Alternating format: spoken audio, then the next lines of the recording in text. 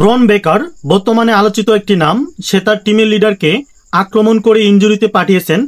একই সাথে পল হ্যামেন এবং ব্রনসন রিডকে নিজের করে নিয়েছেন। ব্রন বেকারকে এখনই ডাব্লিউডাব্লিউই এর পরবর্তীতে বড় তারকা হিসেবে দেখা হচ্ছে।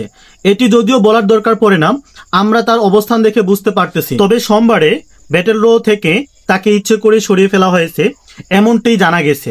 সে ম্যাচে জয়ী হয়েছিল জে উসো, আর নভেম্বরের প্রথম স্যাটারডে নাইট মেইন ইভেন্টে সিএম পাঙ্কের মুখোমুখি হবে জে উসো। তারা লড়াই করবে ওয়ার্ল্ড হেভিওয়েট চ্যাম্পিয়নের জন্য। সেথ রোলেন্স তার টিম সহ সিএম পাঙ্ককে আক্রমণ করার পর তার দলের ব্রন বয়েস, যাদেরকে সে তুলে আনছিল, তারাই তাকে আক্রমণ করে। তারপরেই ব্রন বেকার চ্যাম্পিয়নশিপ বেল্টটি নিয়ে কাঁধে করে ঘুরতে থাকে। লাইভ ইভেন্টের মধ্যে বেল কাঁধে করে নিয়ে আসতে ভক্তের মাঝে সাড়া ফেলছে এই তারকা। মনে হচ্ছিল নতুন চ্যাম্পিয়নকে পরবর্তী তার সাথেই লড়াই করতে হবে। ব্রন বেকার পরবর্তী জেনারেল ম্যানেজার অ্যাডাম ইয়াসের হাতে ডাব্লিউও এর টাইটেল তুলে দেন। এরপর প্লেয়ার ঘোষণা দেন ব্রন বয়েস দুজনেই ডাব্লিউডাব্লিউই ব্যাটেল রয়্যাল ম্যাচে থাকবে না, তাদের সরিয়ে ফেলা হয়েছে।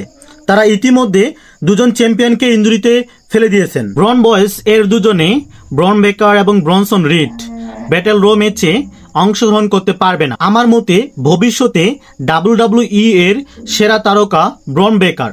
আপনার মতামত জানিয়ে যান।